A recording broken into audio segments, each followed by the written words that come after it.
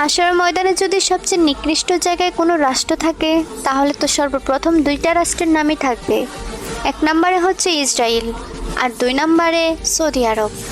আজকে ওই জালিমদের জন্য সাদ্দাম হোসেনের মতো একজনকে খুব প্রয়োজন ছিল, কিন্তু আফসোস মানুষ আপনাকে চিনতে পারেনি। মিথ্যা দোষে আপনাকে ফাঁসি দেওয়া হয়েছিল। আজকে আপনার মতো একজন থাকলে বিশ্ব মানচিত্রের মধ্যে ইসরায়েল নামক কোনো রাষ্ট্র থাকতো না।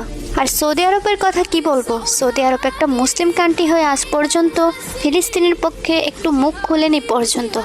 সেই জায়গায় ভিটিএসের 7টা মানুষ খ্রিস্টান হয়ে ফিলিস্তিনি অসহায় মানুষদের পাশে দাঁড়িয়েছে। আর কিভাবে বললে তোমরা বুঝবে ভিটিএস খারাপ নয়?